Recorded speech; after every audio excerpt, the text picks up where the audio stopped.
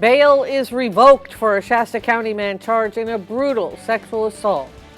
Former National Security Advisor entered a plea today to charges of mishandling classified information, and how the federal government shutdown is impacting a popular North State tradition. Covering Northern California. You're watching Action News Now. Coverage you can count on. Sunny and mild as we look out over the Alert California Round Mountain Shasta camera. You can see Mount Shasta there in the distance, covered in snow. Here with the first check of your Friday forecast, we have meteorologist Mikkel Hannah Harding. Well, good afternoon, Linda. We are taking a beautiful look from Tom Head Lookout once again into Tehama County here. Just noticing a couple of high clouds streaming through for today, and that definitely has been the name of the game so far. A lot of those high cirrus clouds moving in. We'll start to see some more of that mid and low level cloud cover able to make it through. We're looking at a 36-hour loop here. So as we get towards the tail end right there, pretty much where we're at with a little bit of cloud cover moving through this morning, but nothing that's really blocking that sunshine too effectively here. Lots of sun to come in the forecast. Current temperatures right now in the upper 60s for the Mid-Valley, 72 in Redding, so a little bit warmer there. We are going to see temperatures maxing out for today around those low 70s in Chico, and as we head towards Redding, we'll see temperatures a tad bit warmer in the upper 70s. We'll look at your forecast in detail coming up. All right, thank you, Mikkel. New at noon, we are getting our first look at the man arrested for a violent sexual assault in Anderson. This man, Mitchell French, pleaded not guilty at his arraignment yesterday. Deputies say the attack happened early Saturday near Balls Ferry Road and Ash Creek Road in Anderson, and that the victim's injuries required emergency surgery. Investigators say the two met at a business in Anderson. French faces a long list of charges, including sexual assault, kidnapping, and torture. He is being held in jail without bail. Redding police working to track down two suspects who broke into Foothill High and stole thousands of dollars in property. Happened early Monday morning around 2 a.m. Police say Joshua Darley and Michaela Jones cut the locks and broke into a storage container and a school vehicle. Officers say they caused about $3,000 in property damage and stole $3,000 in property. Police identified their vehicle, got a search warrant, and did recover that property. President Trump's former National Security Advisor, John Bolton, pleaded not guilty today to charges of mishandling classified information. A grand jury issued the indictment yesterday, and Bolton willingly turned himself in to authorities in Greenbelt, Maryland this morning. In a statement yesterday, he denied any wrongdoing and said the charges were politically motivated. He is the third Trump critic to face criminal charges since late September and is due back in court November 21st.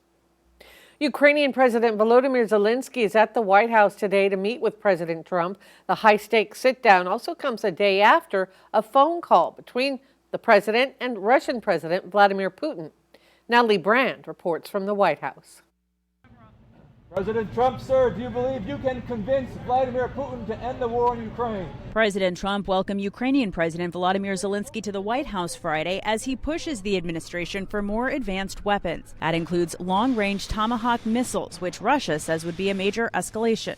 We're going to be talking about that. That's why we're here. I'm confident that with your help, we can stop this war. Well, President Trump has previously said he would consider it. He said this on Thursday after a 2.5-hour phone call with Russian President Vladimir Putin. We need Tomahawks for the United States of America, too. We have a lot of them, but we need them. They're very accurate. They're very good, but we need them, too. So I don't know what we can do about that. President Trump also said he and Putin agreed to meet in Hungary potentially in the coming weeks. It would be the second in-person meeting between the leaders in recent months. But after the summit in Alaska, Russia's attacks on Ukraine only escalated. I'm not optimistic about this. I really think that Putin by now has to present some victory, and he's not going to give up until there's some conditions when he can do it. President Zelensky says a barrage of drone strikes this week targeted energy and civilian infrastructure in Ukraine, terrorizing life in the country. Natalie Brand, CBS News, the White House.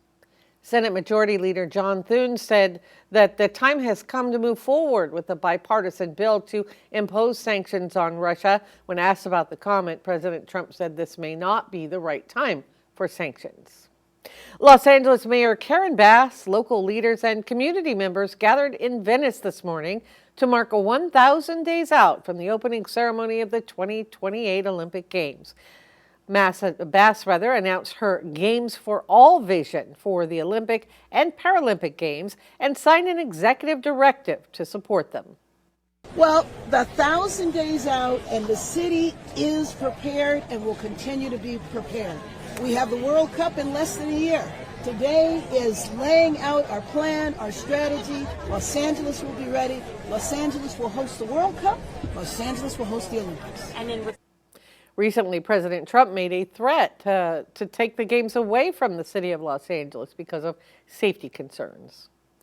Organizers blame the federal government shutdown for the cancellation of this weekend's Salmon Festival in Anderson. It would have been the 31st year for the festival at the Coleman National Fish Hatchery. It celebrates the return of the Chinook salmon to the Battle Creek watershed every October. Pardon me. Hatchery staff posted on social media that this year's event is canceled because of the lapse in federal appropriations.